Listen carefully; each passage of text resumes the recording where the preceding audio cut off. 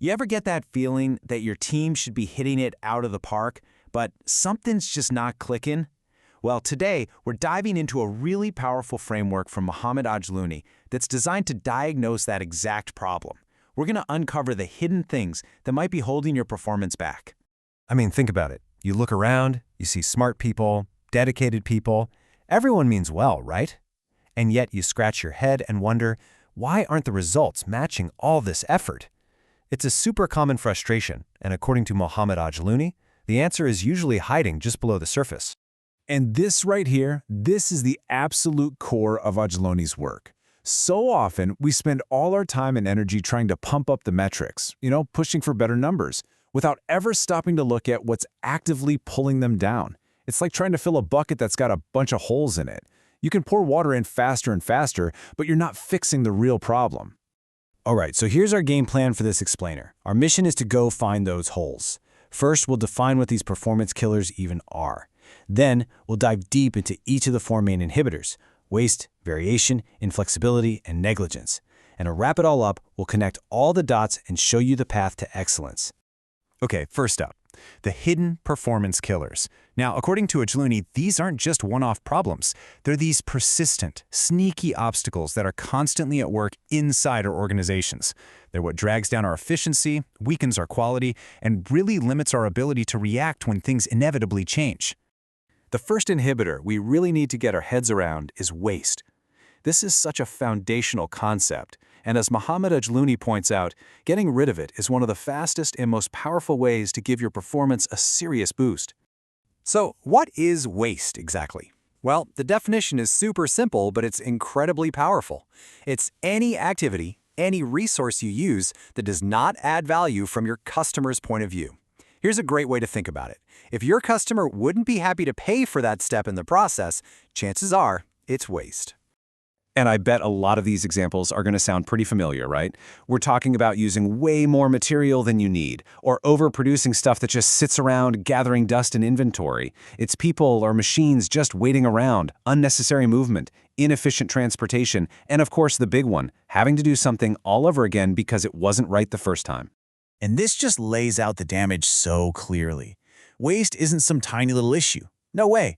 It's a direct attack on your most important metrics. It just torpedoes your efficiency, it crushes your productivity, and it makes your costs go through the roof. All right, inhibitor number 2 is all about controlling harmful variation. And listen, this is a really important distinction, okay? Not all variation is bad. Of course not. Giving customers choices in different products, that's good variation. The kind we're hunting down here is, well, it's something else entirely. The harmful variation we're targeting is that uncontrolled, unpredictable fluctuation inside our processes.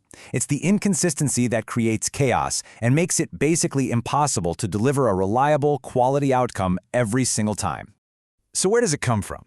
Well, it can sneak in from all over the place. Maybe you're getting inconsistent raw materials, or a piece of equipment is unstable, or, it can just be the natural differences in how people perform the same exact task from one day to the next. So here's the bottom line. Variation is the enemy of quality. It directly leads to inconsistent products, a big spike in defects, and rework, which, by the way, is also waste, right? See how they're connected? And ultimately, it just makes your entire process completely unpredictable. Our third hidden inhibitor is inflexibility. So, if variation creates chaos inside the company, inflexibility is what stops us from dealing with chaos coming from outside the company. And in today's world, being able to adapt isn't just a nice-to-have, it can be a matter of survival. The definition here is really straightforward. Inflexibility is anything that limits your organization's ability to respond quickly and effectively when things change. And things always change, don't they? A new customer demand, a supply chain disruption, a major shift in the market.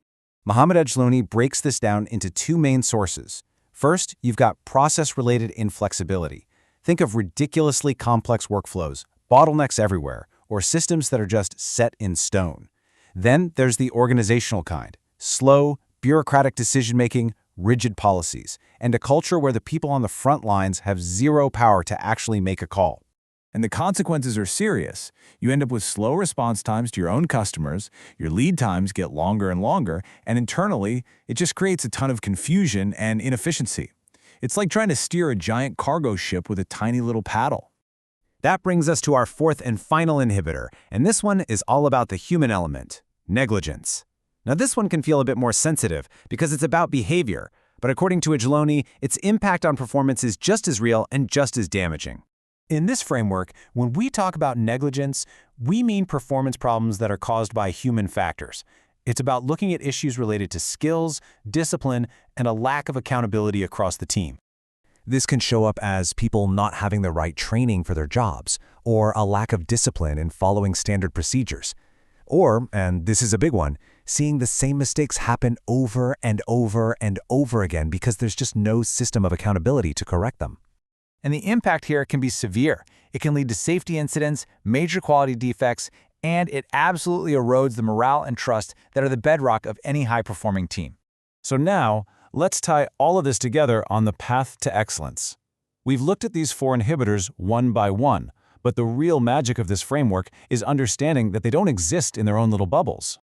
And this quote from Mohammed Ajlouni just nails it. These 4 inhibitors are deeply interconnected. For example, that uncontrolled variation leads to defects, which creates rework, and rework is a form of waste.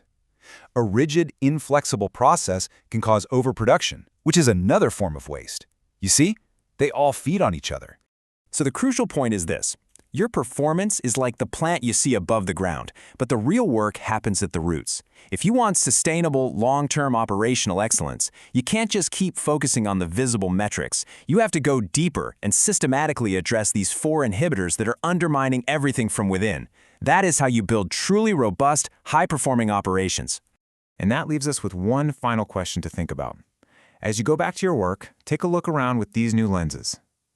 Which of these 4 inhibitors, waste, variation, inflexibility, or negligence, is hiding in plain sight in your organization? Because finding it, that's the first step.